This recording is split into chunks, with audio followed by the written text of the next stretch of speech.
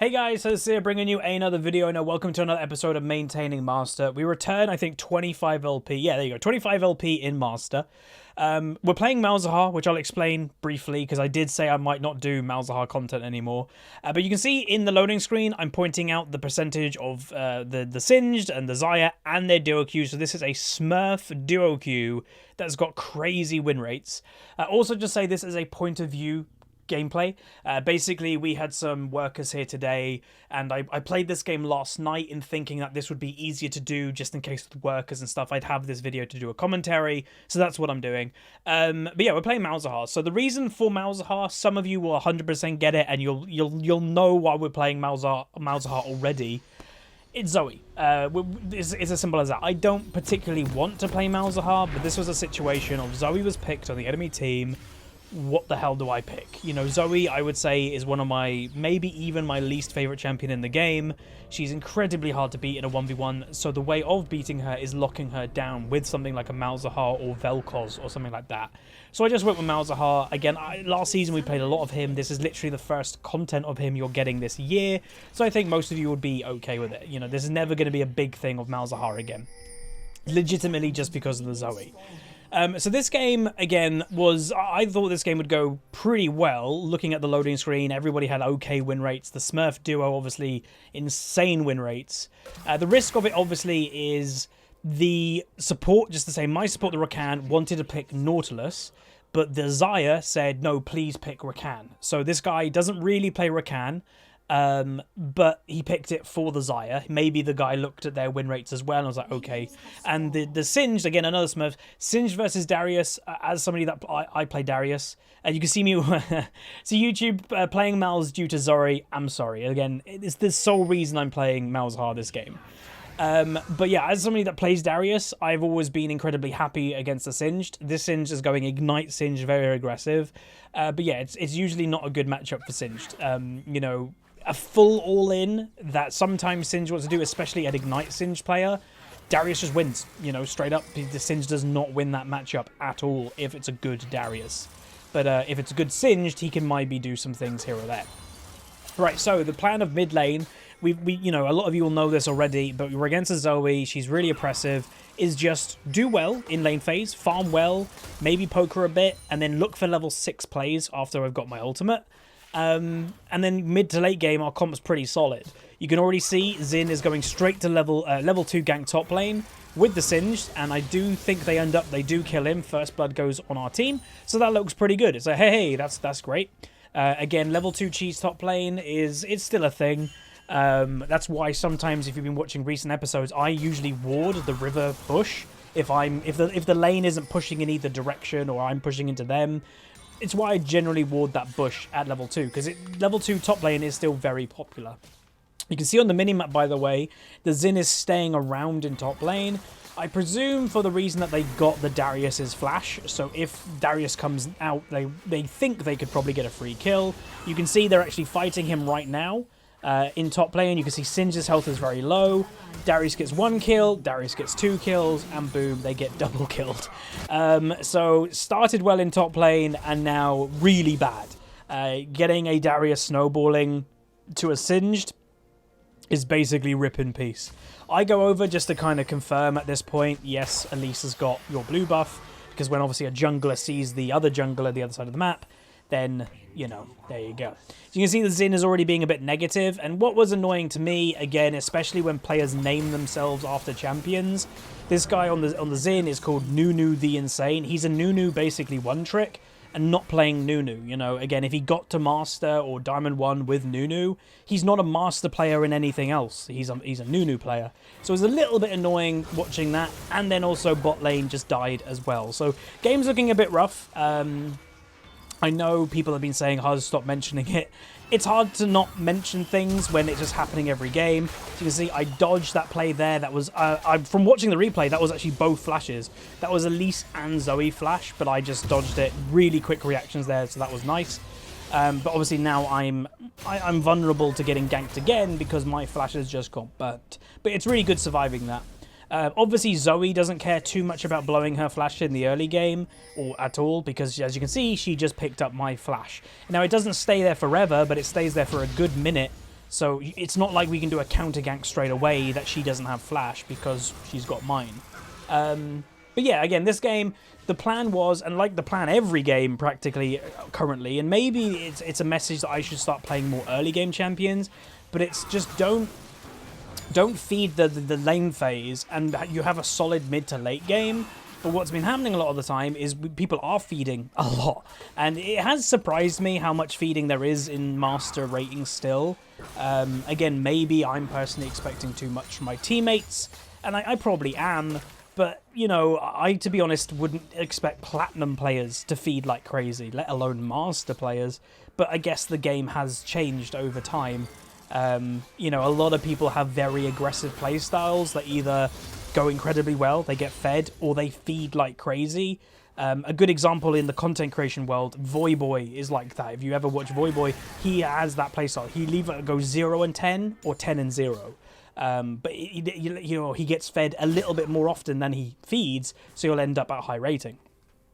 So yeah, mid lane at the moment, obviously a little bit unstable because we just got ganked. Zoe didn't back yet, we did, so it's just kind of trying to get control of the lane again. You know, Zoe as a champion, Malzahar is effective versus her, but if it's a smart Zoe, which this Zoe so far has been smart, she basically uses her Q every single time my ghouls come up.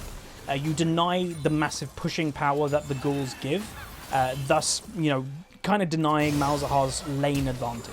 Now, just to point out here, everybody, Xin is ganking. Look at the level difference between the junglers. Elise is level 5, Xin is level 3. The jungle difference this game, at least in the early game, is incredibly big. And again, that is the obvious thing of he doesn't play Xin, you know. You know, you can play a champion. I'd say the easiest place to play a champion is after lane phase.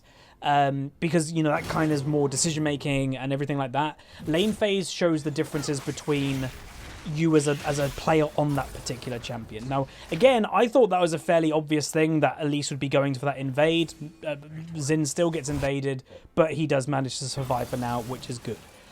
Top lane, you can see Singe, I think, going aggressive on the Darius. You can see the health bar dropping in the top lane, and I think Singed might survive with his ultimate. So yeah, you can see him surviving. But remember that matchup, Singed has got the Ignite. So the person that has the Ignite should, in theory, be winning the lane phase. They have chosen a combat summoner spell versus a teleport summoner spell, which is a utility. Singed has the Ignite and obviously is not winning lane. Now, what annoyed me here is Singed could have gone a lot quicker to engage this. And instead of us getting the kill, Darius' flashes, we don't get it. If Singed was a bit more aggressive straight away, we possibly could have killed that Darius there. But that was a, you know, getting his flash isn't bad. We were looking for a roam, but it's annoying that we didn't get the kill. So I'm now returning to mid lane. A little bit behind in XP now because obviously we've roamed. A little bit down on farm, you know, 7 farm, which, you know, all the tower just killed. That was a cannon wave. That's 7 minions. So that wave we just missed because we roamed is the difference in farm in mid lane currently. So again, that's another annoying thing why we didn't get a kill or an assist, is because I just missed the farm, which is now the difference in mid lane. So Zin's looking for a gank, but he is on the wrong side right now. I do manage to get the ultimate off. We do know, by the way, that Zoe doesn't have flash at this time. He does a really weird flash play, the Xin. We just didn't do enough damage. I couldn't get there, you know, the ranged, you know, it was so far away that I had to ult from anyway. So here, I'm basically just trying to back out, be safe, don't die. And yeah, we managed to survive a kind of gank, if you want to call that a gank from Elise. So Zoe has now picked up the Zin's flash. So unfortunately now that she technically has a flash backup. So yeah, so again, the game right now, no one's died for a while. That's kind of what we're looking for. I, by the way, I think would expect an Elise to go gank that Xin, and there you go. But Xin at this point, you know, in 1v1 capabilities, Xin, in theory, Elise used flash. In theory, a Xin should be able to 1v1 an Elise. But for some reason, Rakan jumps over the wall straight into the enemy team, and Rakan ends up dead again. So again, we are, ladies and gentlemen, in the exact thing that we've been dealing with recently. Yes, we have another losing bot lane. Again, Zaya is saying that the jungle difference is huge, which is relatively true, but that doesn't give the excuse that Rakan jumps over a wall and just walks into 3 enemies. So, you know. Now, what confused me, by the way, remember that the Smurf duo, the Singed and the Zaya, they're duo. Look what the Singed is saying. Like, the Zaya is complaining, And the Singed is saying, don't blame each other. The Zin's talking to his duo partner, so they're not on communication, they're not on comms. And even the Singed is telling his own duo partner, shush. Like, that, to me, that was really weird. Like, if you're not on voice comms with your duo partner, to me, there is very little point why you're duoing, because that's kind of what you're supposed to be doing for, is voice comms. And again, just remember that the Rakan, which I obviously didn't record, but the Rakan wanted to play Nautilus, and this Xayah was adamant to him, going, no, pick Rakan. And the guy was like, okay, I don't play it. So again, it's kind of forcing people to play what you normally don't. And I would say, if you are in that situation, that someone, especially in bot lane, when you're in your duos, don't back out what you play. Like, it's ridiculous to me that people would choose a champion that they don't play because someone else is telling them. That's not a good game plan. Go in with what you play the best, and that's your best chance of winning. So even if, you know, obviously the synergy is there with Xayah and Rakan, but even Xayah and Nautilus can work, and if the guy's better at Nautilus, then that's what he should have done. So they do get a dive on the Darius, they trade, but that is probably a worthwhile trade. They get a bit of a shutdown. So yeah, that's fine. So yeah, the game's not looking great. We're a little bit behind in farm in most lanes, I believe. I'm the closest in my 1v1. Singe, though, right now is getting some free lane, which is nice, but his mana is quite low, so he should be relatively careful. You can see Elise is literally showing up right now, and that was probably a dead Singe. You just saw his health bar drop very quickly. And Darius also uses teleport, but doesn't manage to get anything. So yeah, Elise getting, you know, smashing that Singe's health pool. That just kind of shows how strong she is right now. Now I'm like, oh, this could be a good play, so I go for a teleport play. They get a nice charm. Rakan goes too aggressive, though. I want to continue. I was thinking, who do I go for? I changed my mind and go on to the Severe because she was closer. I wanted to kill the Zoe. We end up killing the enemy AD carry, which in the end I do think is the right call, because what that means is my AD carry survives and can continue to farm, and it denies their AD carry from farming. So in the end, I do think that's the right call. Obviously, the inherent risk of ulting a Severe is if she's very good, while the Yuumi ult, I just have to dodge it, you know, flash out the way. If the Severe is very good, she can really quickly react and spell shield my ultimate. Obviously, it takes a lot to do that in timing or a little bit of luck, or, you know, expecting the ultimate to come down. And that's why a lot of time when you're against a Severe or whatever, when you've got a spell like Malzahar, the way that you deal with it is one usually of two ways. You either ult instantly and you just kind of catch them off guard, or you use a spell before your ultimate. So if they're expecting you to ult, you know, they're expecting to press R and they spell shield it. Well, if you use your E and then your R, it'll block the E, not your ultimate. So that's kind of the way that you do it. So Rift Herald is used top lane, and obviously Singed is now technically going to be in a 2v1. Rakan is dead again, and also Xayah, I think, is going to die too. So another double kill, nearly another double. So I'm typing in another losing bot lane, woohoo. Singed also dies because he got dove with the Elise with the Rift Herald. But yeah, so this, I believe, so Xin also, by the way, is doing some recovery work, which is good. Enemy bot lane overstayed a little bit. But I do believe, and again, I did mention I was going to maybe keep track of a sticky notepad. I haven't done that yet because it was partially a joke, but I think I probably should have done it. Since I've been Master of this game, I think I played about 6 games in Master. I don't believe I had a winning bot lane in any games so far. I might have had one bot lane while Elise was waiting in the bush. I might have had one game that my bot lane went neutral in lane phase, but other than that, every single one of them is lost. And you know, when I talk about losing, by the way, being behind in farm, to me, I don't care. It's the feeding. All you got to do, especially when you look at team comp, and you know, these players should know about scaling. I imagine a lot of you watching this video know about scaling, or what team comp should scale here and there. When you know you've got a scaling team comp, to me, it's like okay to be behind, but what you don't want to do is feed the enemy team kills, because that one you dying denies you XP. So you're not getting levels, you're not in the area to get XP, but also you're obviously feeding the enemy team more gold. So it's just restricting both of those things, and you should be fine. Now the problem is that is just simply not happening. So you can see my bot lane, even though they just got double killed, they go for another play, and it's just going completely wrong. So it's like, that's the kind of thing to me that just doesn't really make sense. It's like, it's going bad, so just, you know, play safe. Don't risk anything, but no, they risk stuff and they end up, I think, dead again. So it's just really weird to me. Like, I don't get it. And again, this is Master. So the bot lane is dead again, but Xin is just doing recovery. So for the second time in a row, the Xin is late to the fight, which is fair enough because our bot lane engaged. But you can see here, the Xin has just got himself a triple kill because he ends up being at the end of the fight and cleans up. So that's good. But there we go. You can also see in the chat the Xayah's complaining. You just don't know how to play Rakan. Again, if remember, in Champion Select, the Xayah basically pressured the guy to play Rakan, and now she's blaming that he doesn't play Rakan. That's why you don't pressure people to play a champion that they normally don't play and then complain about it later. It doesn't make sense. So again, I don't want to talk about it too much, but it's just a point that I think we should just drive a little bit. Pick what you're good at. That is the most important thing. So I see Rakan is on his way, so we go for a play. And what I like, ready? He times his knock-up for exactly the time of my ultimate finishing. So really nice play by Rakan there. That seems like somebody that can play Rakan decent to me. And that was good. So really good roam by him. That's the kind of thing we're looking for. We get a nice kill on Zoe. And again, she's fairly easy to kill.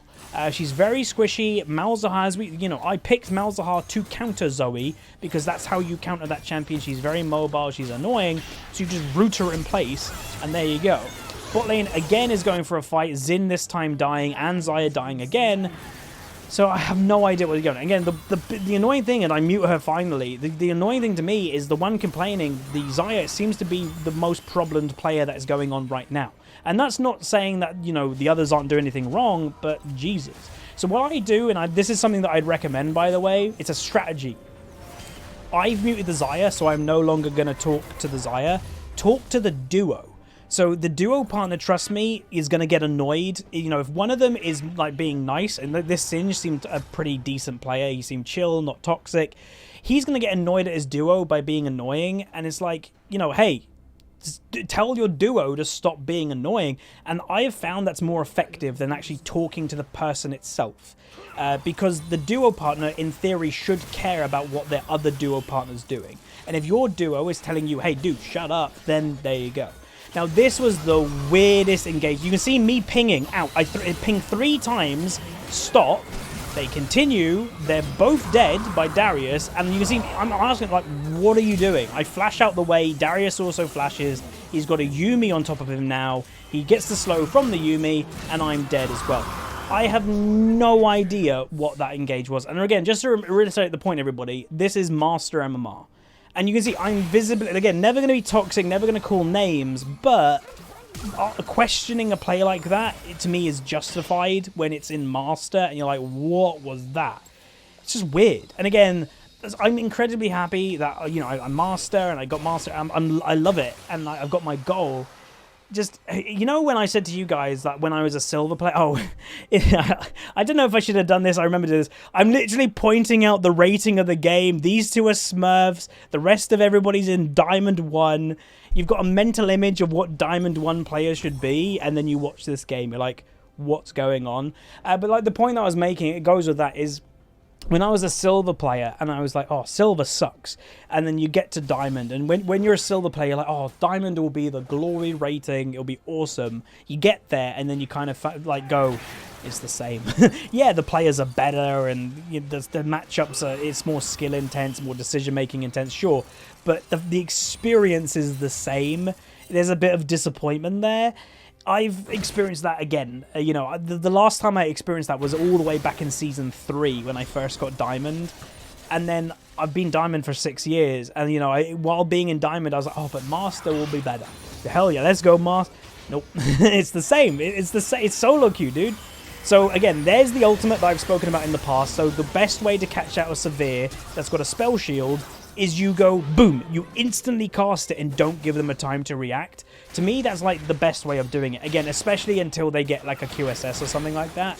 And it worked. We got a double kill. That's a nice pick. And again, all that pick happened because we went for that very quick ultimate. Again, it's risky because if the Severe is godlike and manages to spell shield it, I'll look like an idiot. But it worked. That's great. Also, just to point out, whenever I press tab, by the way, the Singed in my team went for a full AP build. I know that's like a build that Singed players do. And again, this guy's a Smurf, so he's probably a little bit cocky. to this game, this particular game, it was a dumb build. The moment it was a dumb build is when Darius got the double kill in the early game, because you are no longer beating that Darius as an AP Singed. It's just not going to happen. If you beat the Darius early and you could snowball from him, great, do it. But the moment that Darius got a double kill, to me that is when the Singed should have smartly gone, let's go tank. Because at least we would have had some front line for the rest of the team. Well, now going full AP, we have no front line. You know, if the guy went Nautilus, not Rakan, we'd have a front line. We don't. So that is, again, another kind of point to mention is when you adapt. You know, like when you're playing TFT and you're like, oh, I got that strategy in mind. I want to go noble, but the bench is giving you no nobles. And you change your strategy because, you know, you're smart. That is kind of like this example in League. You change your strategy because it's just not working. That's what Sin should have done. So we're in a very similar position that we were a couple minutes ago, but this time more of the enemy team are coming. Now, if you're wondering why is it now, you know, popularityville in mid lane, again, our team, I would probably say, outscales the enemy team. You know, if you play it correctly, you get the right picks here and there, we probably outscale them. So the enemy team doesn't want this game to delay. They want this game probably to end quicker, sooner rather than later, which is smart by the enemy team. So that's why you're seeing them group mid, looking for big teamfight plays. Because right now, with the item advantage, they would more or less win if they don't play really bad. So you can see Severa's mid lane again by herself. And again, I'm looking for the same general play like we just did. You know, look for an ultimate play, catch them out. And, you know, whenever it's a Yuumi, most of the time you're catching the AD carry, you're also catching the Yuumi. Unfortunately now, though, there's a big engage by the enemy team. Because I'm quite slow as a Malzahar, get caught out. And I decide I'm just going to try and delay the team, let my team run away. Darius is now making his way, though. They get Sleepy Trouble bubbled, and Darius will pick up, boom, big damage, and a big kill there. Xayah took a little bit too long to do her ultimate, and she gets killed by Darius as well. Luckily, Xin gets his ultimate off, so he doesn't take any damage because the ultimate was delayed. Singe trying his best just to delay them, and you can even see me in type going, you know, maybe Tank Singe would have been better this game, which I 100% do stand by, because it would have given us that person in the front line that can tank the Zoe, or can tank the Yuumi ultimate and cause them not, you know, make them not run at us as much. Well, right now they can run at us. That's the problem. So I go for a teleport play because I'm like, you know, we have to try and do something. I'm like, let's kill the Elise. So I get the Elise with my dot, and she should eventually die. Again, you can't do any damage technically while she's up in the air. You can't put new damage, but my dot, by the way, would still be ticking on Elise as she repels. It doesn't stop. So that's why she died in mid-repel. Now, there are pings for Baron of my team. Very bad call. The reason why that's a bad call, we have no tank. Xin is too squishy. Singed is too squishy. You can see the enemy team is teleporting in. We don't have enough tankiness to survive a Baron at this stage, unfortunately. So we are waiting in the bush. The enemy team, I believe, got vision of us just there. Again, she queued the bush anyway, so that was never going to work. Again, if they just randomly walked straight in, cool, but they just weren't going to. So we do decide to back off. Boom, get another ultimate. Again, as we mentioned before, again, no backup, by the way. It's taken my team so long to do anything. They still haven't done anything. No one's dead. That's a bit annoying. Because that was like, you can see me question mark, where was anybody to do anything? That should have been a double kill. Randomly, I get a Q kill with the Severe because she was being sloppy. But yeah, we could have made that play happen. We could have snowballed off that, but my team took so long to react that they just didn't go in. So that's a bit annoying. But now we're in the back foot again. Luckily, I did kill the Severe, though, so that stops the AD carry damage. And then I finally get my Riley. Now, again, Riley is important because now we've got double Riley, Singed and myself. And the enemy team, in general, is quite a low-range melee comp. You know, even Elise is melee. Darius is melee. Zoe is relatively low range in an actual team fight because she's not going to jump everywhere. So Rileys are very effective against the enemy team. You also can see I've overtaken the farm of Zoe randomly. You know, this is not a farm-intense game. This is actually a very fighty game. 23 minutes in the game and there is 40 kills right now. That's quite high in a master game, and that's why it annoys me that people are dying so much in the early, because really it should be like 10 games, 10 to 20 deaths at this stage total in a game, not 40. But yeah, it's just weird. So again, pushing up mid lane. Again, we can look for stuff. You know, my ultimate play should have worked the second time, but I've managed to pick the Severe twice. We get a pick on the Darius. I do decide to ult him because he's quite strong right now, and I think killing him would be a good idea. He takes ages to kill, by the way. Singed, again, being very squishy, is trying to kite them. He does do a bunch of damage. Severe flashes after me. Elise picks up the Rakan. We get one follow-up kill with the Singed, and then the fight, I think, is now, you know, going bad. You can see Singed is starting to transition into tank Singed, but I think it's a bit too late now. We will get a kill on the Severe, but overall, we lose the fight. And again, you're seeing we're way too squishy. Again, like the point that I've been making this whole game, we don't have a front line. When the enemy team gets ahead, having a front line is usually very important because it slows down the enemy's damage. We have nothing to slow down the enemy's damage right now. You know, again, having a Rakan isn't a front line. AP Singed, for the most part, isn't a front line. So that's, I think, our biggest problem. The Xin, when damaged Xin, obviously, not a front line.